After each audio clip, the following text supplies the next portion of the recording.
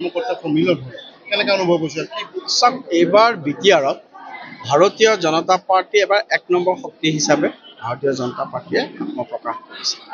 আজি মই নিজেই দেখি আচৰিত হৈছোঁ যে আজি পৰ্বতজৰাত ইমান আমাৰ ৯২টা বুথ আৰু ৯২টা বুথৰ আমাৰ যি ৩জনীয়া কমিটি সভাপতিকে ধৰি পেলাই আজি তেনেকুৱা এখন এটা সাংগঠনিক সভা আৰু এই সাংগঠনিক সভাত আমাৰ বুথ পৰ্যায়ৰ যিসকল কাৰ্যকৰ্তা তাত উপস্থিত আছে। সকলোৱে সংকল্প অত্যন্ত দৃঢ়, অত্যন্ত শক্তিশালী। ভাৰতীয় জনতা পাৰ্টিৰ পদুম ফুল এবাৰ বিটিআৰত ফুলিব, আমি সকলো সংকল্পবদ্ধ হৈছোঁ আৰু আমাৰ কাৰ্যকৰ্তাসকলে ইতিমধ্যে কঁকালত টঙালি বান্ধিছে। মাননীয় প্ৰধানমন্ত্ৰী মোদী ডাঙৰীয়াৰ নেতৃত্বত অসমত ডক্টৰ হিমন্ত বিশ্ব শৰ্মা ডাঙৰীয়াৰ নেতৃত্বত আৰু সামগ্ৰিকভাৱে সাংগঠনিকভাৱে যদি চাওঁ আজি মাননীয় জে পি নাড্ডা ডাঙৰীয়াৰ নেতৃত্বত বা অসমতো দিলীপ শইকীয়া ডাঙৰীয়াৰ নেতৃত্বত সংগঠনে প্ৰত্যেক জেগাতে এটা নতুন শক্তি লাভ কৰিছে। আজি সাংগঠনিক আমাৰ যি বিস্তাৰ, আমি প্ৰত্যেক VCDC প্ৰত্যেক বুথলৈকে আমাৰ সাংগঠনিক বিস্তাৰ হৈছে। গতিকে আমি এটা কথাই ক'ব পাৰোঁ, ভাৰতীয় জনতা পাৰ্টিৰ পদুম ফুল এবাৰ ভাৰতীয় জনতা পাৰ্টিৰ পদুম ফুল এবাৰ বিটিআৰত ফুলিব। আমি এইটো কথা খুব দৃঢ় সংকল্পৰে নিশ্চিতভাৱে ক'ব পাৰোঁ। আচলতে যিহেতু আপুনি বিটিআৰটো গোটেইখিনি ঘূৰিছে সাধাৰণ সম্পাদক, কাৰ লগত প্ৰতিদ্বন্দ্বিতা হ'ব বুলি ভাবিছে? চাওক কিছু কিছু জেগাত মাননীয় মুখ্যমন্ত্ৰী মহোদয়ে এইটো ক্ষেত্ৰত স্পষ্ট কৰি দিছে যে কিছু কিছু জেগাত আমাৰ BPF-ৰ লগত কণ্টেষ্ট হ'ব, কিছু কিছু জেগাত আমাৰ UPPL-ৰ লগত কণ্টেষ্ট হ'ব, কিন্তু এইবাৰ বিজেপি ১ নম্বৰ শক্তি। আমি ইয়াতো কংগ্ৰেছটো আৰু ইয়াত কোনো ডিচিশ্যন মানে কংগ্ৰেছৰ ইয়াত প্ৰত্যেকটো জেগাত ছিকিউৰিটিৰ ফৰফিট হ'ব। লাহে লাহে কংগ্ৰেছ আজি মাননীয় মুখ্যমন্ত্ৰী মহোদয়ে কৈছে যে নেক্সট ইলেকশ্যনৰ পিছত আৰু কংগ্ৰেছ ক'ত থাকিব। আমি সকলোৱে দেখিছোঁ দিল্লীত কংগ্ৰেছৰ এটা এতিয়া লাহে লাহে ৰেকৰ্ড কৰি গৈ আছে 0 ৰেকৰ্ড। মই আপোনালোকক এই কোকৰাঝাৰত থাকি আজি একদম অসমৰ এটা সীমান্ত পৰ্বতজৰাতে থাকি পেলাই মই কৈছোঁ যে আপোনালোকে এটা হিচাপ কৰক যে গৌৰৱ গগৈ ডাঙৰীয়াৰ নেতৃত্বত আজি বহুতে কিবা কিবি কৈ আছে, কিন্তু আগতে যোৱাবাৰ যি শেহতীয়াভাৱে যি পঞ্চায়ত নিৰ্বাচন হৈছে, আগতে আপাৰ আছামত কংগ্ৰেছে যিমানকেইখন জিলা পৰিষদ পাইছিল, আনকি যোৰহাটতো গৌৰৱ গগৈ এবাৰ জিলা পৰিষদ এখনত জিকাবলৈ সক্ষম হোৱা নাই। গতিকে Congress is a big zero'. গতিকে আমি কিন্তু এটা কথা মাননীয় মুখ্যমন্ত্ৰী মহোদয়ে কৈছে যে আমি ইয়াত খুব সুন্দৰভাৱে আমি ইয়াত কেৱল ৰাজনৈতিক প্ৰতিদ্বন্দ্বী বুলিয়ে ভবা নাই। মাননীয় মুখ্যমন্ত্ৰী মহোদয়ে স্পষ্টভাৱে কৈছে যে BPF আৰু UPPL-ক আমি বড়ো সমাজৰ প্ৰতিনিধি হিচাপে গণ্য কৰোঁ, বাট দিছ ইজ পলিটিক্স। গতিকে ৰাজনীতিত আমি নামিছোঁ, ৰাজনৈতিকভাৱে আমাৰ ইয়াত যুঁজ হ'ব আৰু ভাৰতীয় জনতা পাৰ্টীয়ে এইবাৰ আনএক্সপেক্টেড ৰিজাল্ট আমি এবাৰ বড়োভূমিত কৰিবলৈ আমি সক্ষম হ'ম। যদি আপোনালোকে কিবা কাৰণত সংখ্যাগৰিষ্ঠত্ব নাপায়, তেতিয়াহ'লে কোন দলৰ লগত আপোনালোকে এলায়েঞ্চ কৰিছে? সেয়া সংখ্যাগৰিষ্ঠ আমি ফিল্ডত নামাৰ আগতে আমি হাৰিম বুলি কিয় ভাবোঁ? মই যদি ফিল্ডত নামাৰ আগতে ভাবি লওঁ যে মই হাৰিম, মইতো কণ্টেষ্টেই কৰিব নোৱাৰিম প্ৰথম কথা।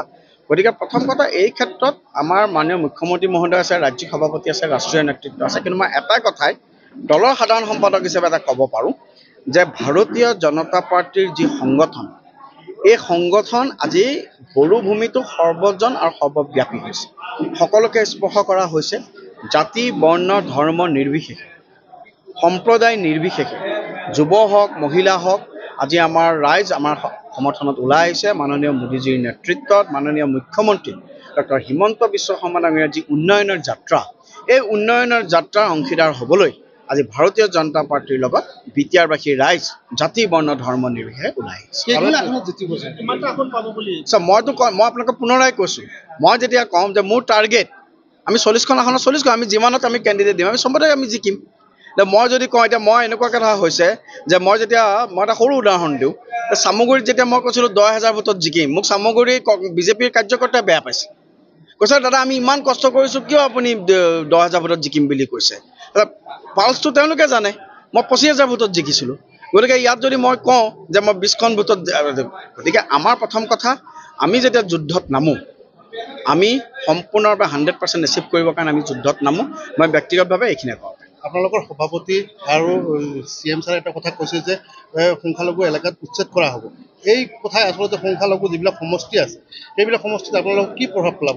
মই পুনৰাই কৈছোঁ, মই মোৰ ভাষণতো কৈছোঁ, আমাৰ পলিটিক্স হৈছে সবকা সাথ সবকা বিকাশ, সবকা বিশ্বাস সবকা প্ৰয়াস, সকলোকে লগত লৈ। যিটো বেয়া সেইটো বেয়া ক'বই লাগিব। যদি বনাঞ্চলৰ মাটিত কোনোবাই বেদখল কৰিছে উচ্ছেদ হ'বই। আমিতো কংগ্ৰেছ নহয়, আমি কৈছোঁ যে সবকা সাথ সবকা বিকাশ, justice to all justice to মানে এপিজমেণ্ট টু নান। অৰ্থাৎ যোনে প্ৰকৃততে যোন প্ৰকৃত নাগৰিক আৰু যোনে কোনো অন্যায় কৰে তেওঁলোকৰ কোনো অন্যায় নহয় কিন্তু এনেকুৱা কথা নেকি যে আমাক ভোট নিদিলে তেওঁলোকৰ উচ্ছেদ নহ'ব বোলে আমাক ভোট দিয়া নাই যদি অন্যায়ভাৱে আছে তো উচ্ছেদ হ'বই আমাক ভোট দিয়ক বা ভোট নিদিয়ক বিজেপি আজিৰ দিনত যে আমি যে আজি দুজন এমপিৰ পৰা আজি আমি থাৰ্ড টাইম আমি কণ্টিনিউৱাছলি চৰকাৰ গঠন কৰিছোঁ আজি অসমত আমি তৃতীয়বাৰৰ কাৰণে চৰকাৰ গঠন কৰিব গৈছোঁ কিয় কাৰণে বিকজ দেশ জাতিৰ স্বাৰ্থ আমি কম্প্ৰমাইজ কেতিয়াও কৰা নাই সংখ্যালঘু ৰাইজে যুপতি হৈছে যে আমি যিখিনি কাম কৈছোঁ আমি যিখিনি কথা কৈছোঁ সংখ্যালঘু ৰাইজৰ উন্নয়ন হ'ব আমাৰ লগত থাকিলে তেওঁলোকৰ উন্নয়ন মই স্পষ্টভাৱে কৈছোঁ কিন্তু কংগ্ৰেছে মুছলমান ৰাইজক সংখ্যালঘু ৰাইজক কেৱল সাপ হৈ খুটিলে বেজ হৈ যায় আৰু এই কংগ্ৰেছৰ নিচিনা অপকাৰী শক্তি আজি কংগ্ৰেছৰ নিচিনা অপকাৰী শক্তি বিশেষকৈ সংখ্যালঘু কাৰণেতো কোনোৱে নাই আৰু দেখা গৈছে যে আপোনালোকৰ NDA যিটো সহযোগী দল ইউপিপিএলে কৈছে যে BTRত কোনো উচ্ছেদ হ'বলৈ আমি নিদিওঁ চাম